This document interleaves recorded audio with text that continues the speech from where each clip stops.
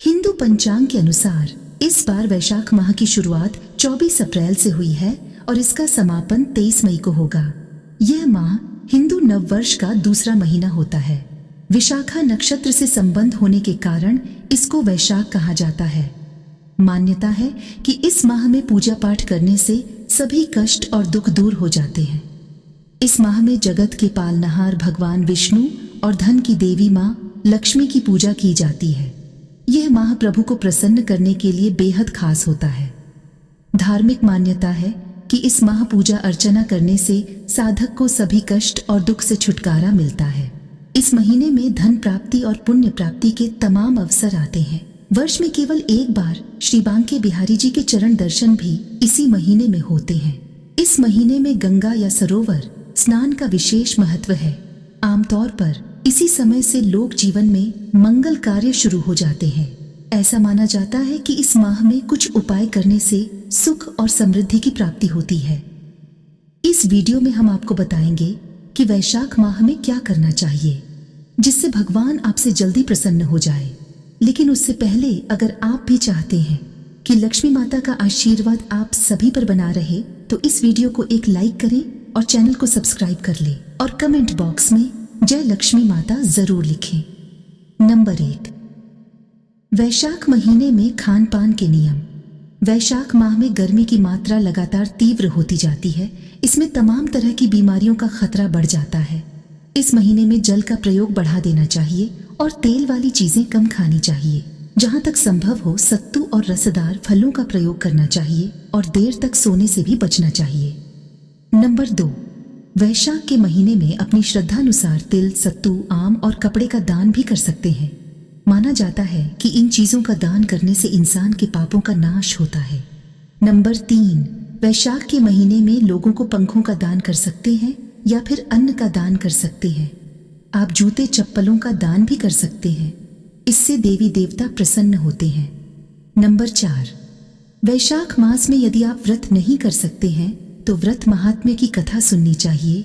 ओम नमो भगवते वासुदेवाय मंत्र का रोजाना कम से कम 11 बार जप करना चाहिए।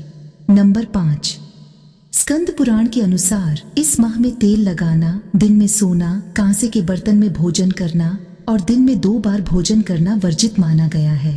हो सके तो आप भी एक वक्त का भोजन त्याग दें और इन दिनों में जमीन पर सोना चाहिए। नंबर 6, वैशाख मास के देवता भगवान मधुसूदन है यानी कि भगवान कृष्ण माने जाते हैं। इसलिए इस महीने में लहसुन प्याज का त्याग करना चाहिए। तली भुनी चीजें भी नहीं खानी चाहिए। नंबर 7, वैशाख माह में नदी, जलाशय या कुंड आदि में स्नान करें और सूर्य देव को अर्घ्य देकर बहते हुए जल में तिल प्रवाहित करें। नंबर 8, पूजा। इस माह को माधव नाम से भी जाना जाता है। माधव विष्णु का एक नाम है। इस माह में विष्णु भगवान की पूजा का खास महत्व है। वैशाख मास में भगवान विष्णु की पूजा का विधान है। इस दौरान भगवान विष्णु की तुलसी पत्र से माधव रूप की पूजा की जाती है। नंबर 9, श्राद्ध। इस माह में अमावस्या और पूर्णिमा पर पितरों के लिए तर्पण और पिंडदान करने से पितृदोष समाप्त होता है और तर्पण और पिंडदान करने से पितृदोष समाप्त होता है और उनका आशीर्वाद मिलता है। पितरों की आत्मा की शांति के लिए तर्पण एवं उपवास करें और किसी गरीब व्यक्ति को दान दक्षिणा भी दें। नंबर 10, ग्रह दोष से मुक्ति के लिए उपाय।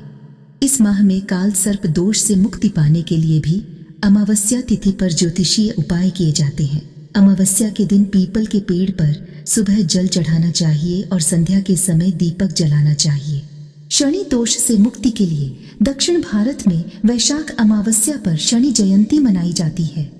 इसलिए शनिदेव को तेल और पुष्प आदि चढ़ाकर पूजा करनी चाहिए। सभी तरह के संकटों से मुक्ति के लिए वैशाख कथा का श्रवण करें और गीता का पाठ करें। दिनचर्या और उपासना। वैशाख के महीने में प्रयत्न करें कि नित्य प्रातः सूर्योदय के पूर्व उठ जाएं। गंगा नदी, सरोवर या शुद्ध जल से स्नान करें। जल में थोड़ा तिल भी मिलाएं। इसके बाद श्री हरि विष्णु की उपासना करें। जल का संतुलित प्रयोग करें। जल का दान भी करें। महीने की दोनों एकादशी के नियमों का विशेष पालन करें।